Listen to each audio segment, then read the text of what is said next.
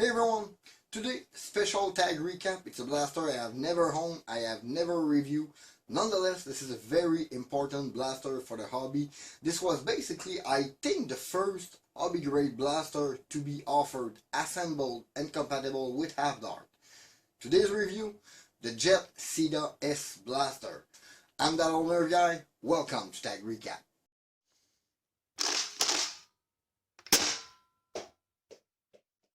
That Jet Ceda Model S. As I was saying, I never owned this blaster. This is something that I skipped because I owned Prophecies and I didn't see the need of grabbing one back then. Plus it was a evike exclusive, which was kind of hard to get, kind of expensive to ship over here. This box is just massive. This is like I just reviewed the Tryon, and this is 2 times the thickness of the box of the Tryon. This is classic Chinese box. Hopefully the blaster is good, because this blaster was the first all-in-one package offering ready for half dart on the market. Like, you didn't have to build it like a Prophecy or mod your retaliator or your long shot. This was the thing. But this whole blaster, featuring the zero rifle barrel, which is basically a scar barrel. It is very restrictive. It's the same one that was on the Game Face Havoc Prime. Flash news, this is the same blaster as the Game Face Havoc Prime. This was rebranded by Game Face to have the Havoc. This was the original model for it, and I always prefer the upper receiver on this one with the look of the classic palm grip. This comes with Katana mag, which I don't have in my arsenal. I never felt the need of having new mag since I already had Talon. But let's open up this thing and find out if this blaster is any good. I'm gonna go very quickly over the quick detach system on it, but this is a known blaster. I'm just quickly reviewing it because I've never had one.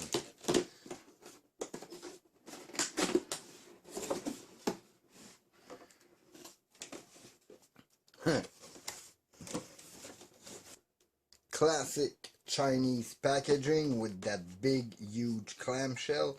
Believe me, if old people stop making boxes that big for a blaster, it would be so much easier to grab them. I mean, this is weird. This is too huge for what it's offered here. Okay, here we have the Katana mag, which are the particularities of those magazines is that they fit both ways. There is no like real orientation like with the Talon magazine. Okay, classic quick dart from Jet, which is ruined by the packaging. Hopefully the other 14 will be fine. I'm gonna use those for chronograph just to see. Oh, and this is a vivid red. I like this. Oh my god, this is a huge thing. Oof.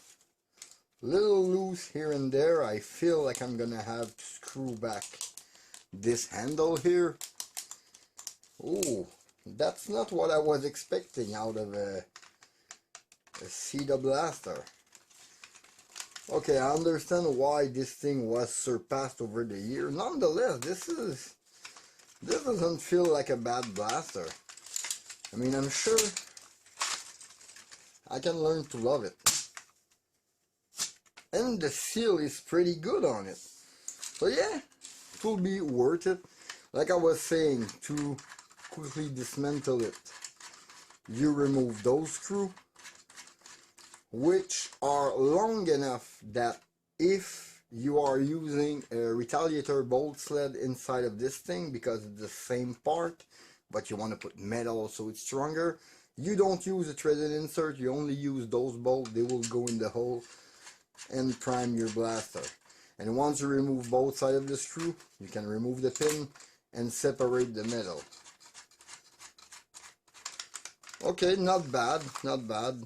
The adapter that will end up using.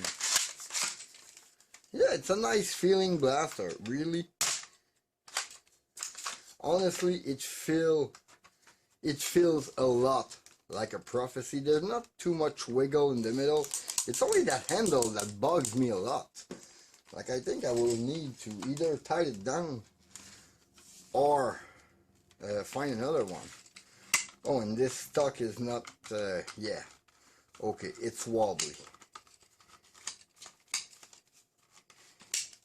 Using it on the two first smallest setting is okay, but if you use it at the extension of it, it's not perfect. But on this size, it's pretty much, yeah, it's pretty much my size, so it's okay. So in that box, we had the 15 darts, the magazine, some instruction, and the blaster already equipped with the stock on it, assembled, and the adapter already in it. As I was saying a little earlier, this thing like feel rather solid, but it's the thinness of this plastic that is a little bit alarming for today's standard. Back then would have been a crazy blaster to own. I can see myself using this thing, but I can see the flaws where they are right on. And this handle, not much that can be done. It is slightly better. I'm gonna put a rubberized grip over it so it's gonna finish it and hold it tight without it moving. For the price they were offering it back then, I am not sure it was totally worth it. But like, yeah, 80 Canadian dollar, yeah, I see that. It's the value was right this time on this blaster, honestly. Let's go chrono it, fire test it, because I want to see what this thing can do. Okay, chronograph test for this Jet Ceda S. I'm going to try 4 or 5 of the included dart, and then we're going to go with better dart in it.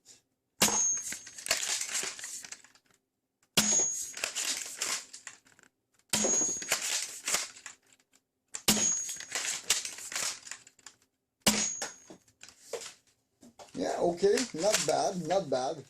Representative of what I was expecting of this blaster. Now let's try with more regular AF knockoff that I use normally into event.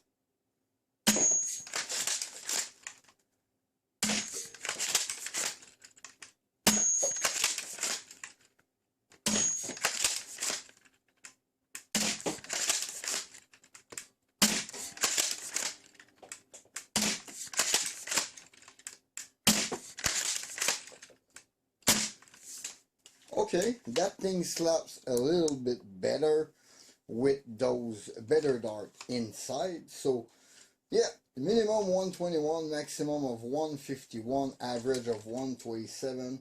It's not a slouch, not perfect for today's standard.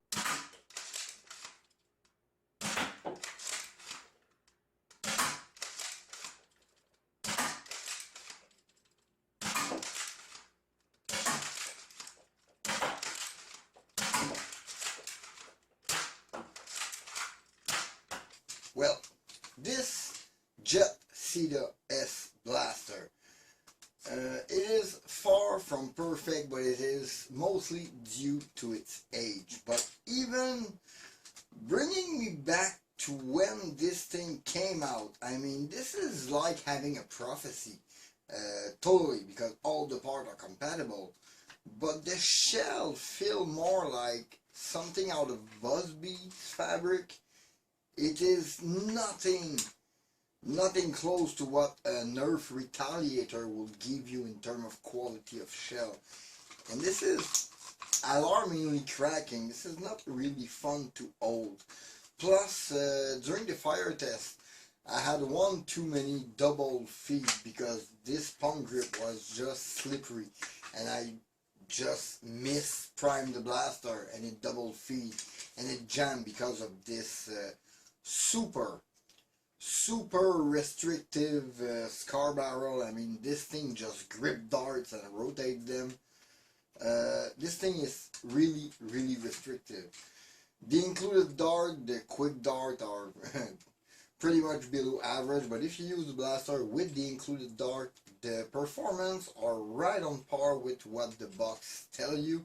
If you use more standard bamboo or AF knockoff or worker HE dart, it's going up a bit to 145-ish performance FPS. This thing is an honest blaster, but due to the evolution of blaster today, this is far from cutting it, and even back then it was barely cutting it. It was a good attempt at an hobby grade blaster, but not really there in terms of quality. Yeah, I think that's it for this small TaG recap. In the meantime, you can always follow me on Facebook and Instagram at thatoldnerfguy. Please leave a like and comment, subscribe for more content. Don't forget to hit that bell to notify for my latest video. This was Dave for TaG. Thank you for watching. See you next time. Bye.